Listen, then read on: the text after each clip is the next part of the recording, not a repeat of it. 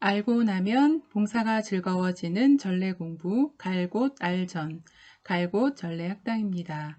4월 두 번째 시간 시작하겠습니다. 저는 마리 비안네타 수녀입니다. 이번 영상에서는 보시는 대로 교재 13번 미사 때 성작에 포도주를 붓고 물을 조금 섞는 것과 성체 한 부분을 떼어서 성작 안에 넣는 것은 어떤 의미인지 알아보겠습니다. 그리고 14번 미사 중 어느 때 빵과 포도주가 예수님의 몸과 피로 변하는지 알아보겠습니다. 네, 그럼 먼저 13번 알아보겠습니다. 포도주와 물을 섞는 행위는 그리스도의 신성과 인성의 일치를 상징합니다. 성체와 성혈을 섞는 것은 우리 구원이 예수 그리스도의 몸과 피로 이루어졌음을 상징합니다. 그러면 사제들이 성찰례 때 읽으시는 미사 경문과 함께 좀 더 자세히 알아보겠습니다. 신부님께서는 포도주가 담긴 성작에 물을 조금 부으면서 이 물과 술이 하나 되듯이 인성을 취하신 그리스도의 신성에 저희도 참여하게 하소서라고 기도합니다. 여기서 알 수 있듯이 창으로 찔린 그리스도의 옆구리에서 흘러나온 피와 물을 상징하는 포도주와 물을 섞는 행위는 하느님이시며 인간이신 그리스도의 신성과 인성의 일치, 그리고 그리스도와 교회의 일치를 상징합니다. 그런데 이 예식은 최후 만찬 때 예수님께서 하신 행동에 그 기원을 두고 있습니다. 또한 순수한 포도주를 그냥 마시지 않던 당시의 풍습과도 연결되어 있다고 합니다. 이것은 유다인들의 풍습이었는데요. 술의 농도를 약화시키기 위함이었다고 합니다. 그런데 이 예식에 관해서 초세기 교부들로부터 중세에 이르기까지 여러 가지 상징적 해석들을 덧붙여서 오늘날에 이르게 됩니다.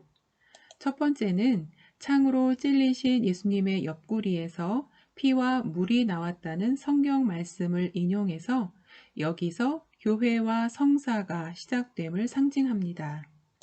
두 번째는 그리스도의 신성과 인성을 상징하며 또한 인간이 하느님의 본성에 참여함을 뜻합니다. 세 번째는 성작 안의 물이 포도주에서 분리될 수 없듯이 우리도 구세주로부터 떨어져 나갈 수 없다는 의미입니다. 우리가 미사 때 주의 깊게 보지 않으면 그냥 넘어갈 수도 있는 짧은 예식 안에 이렇게 깊은 상징적인 의미가 숨어 있습니다. 좀 더 깨어서 미사를 정성껏 드려야 하겠습니다. 그리고 신부님께서는 평화의 인사 후 축성된 빵을 나눈 다음에 그 작은 조각을 성작 안에 넣으며 조용히 기도하십니다.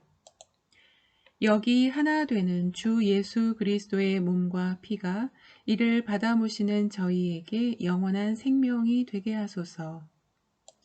아주 오래된 증언에서 이 섞음은 한 분이신 그리스도의 몸과 피가 본래대로 합치하는 것으로 생각했다고 합니다.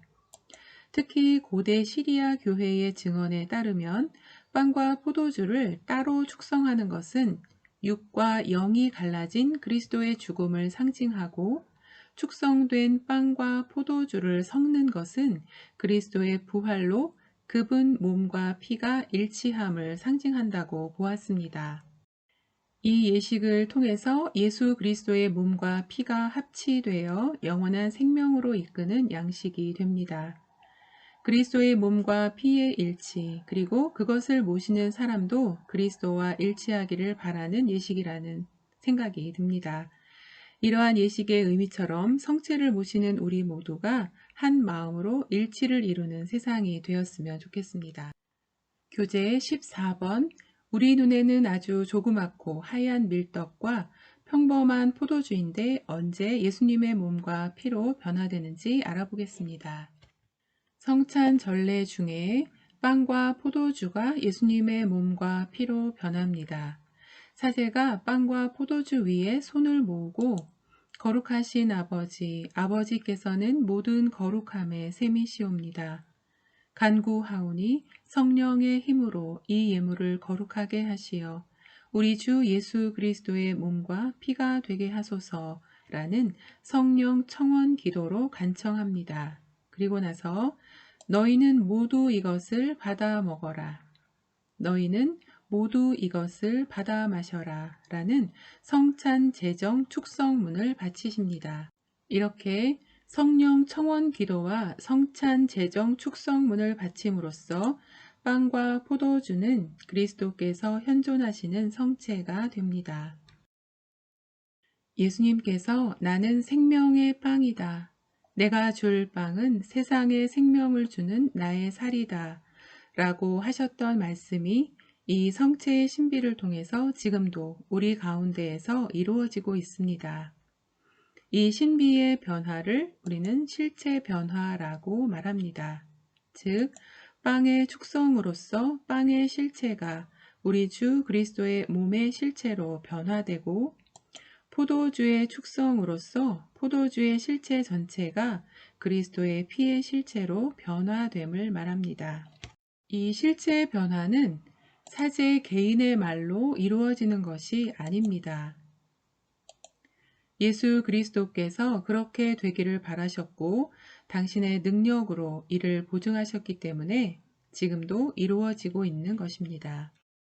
빵과 포도주는 단순한 육체적 음식이지만 성체와 성혈, 즉 거룩한 예수님의 몸과 피로 변화됨으로써 그리스도와 신자들을 일치시키는 영적 음식이며 사랑의 표시가 됩니다.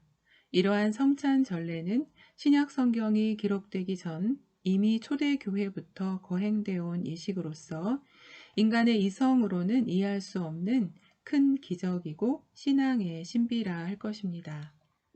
4월 두 번째 시간에서는 미사 때 성작에 포도주를 붓고 물을 조금 섞는 것과 성체의 한 부분을 떼어서 성작에 넣는 것이 얼마나 큰 의미가 있는지 알아보았습니다. 성체를 모시는 저희도 횟수를 더해 갈수록 그리스도와 뗄래야 뗄 수 없는 이들이 되어서 점점 더 예수님이 우리 삶의 중심이 되었으면 좋겠습니다. 또 미사 중 빵과 포도주가 성찬 전례 중에 예수님의 몸과 피로 변한다는 것을 알게 되었습니다. 4월 영상에서는 다음 시간을 예고하지 않고 있습니다. 4월에 공부할 내용이 10개 문항이어서 하나의 영상에 관련 있는 내용끼리 합해서 만들고 있기 때문입니다. 그럼 부활하신 주님과 함께 생명력 넘치는 시간을 지내시길 기도하겠습니다. 저는 다음 영상에서 뵙겠습니다.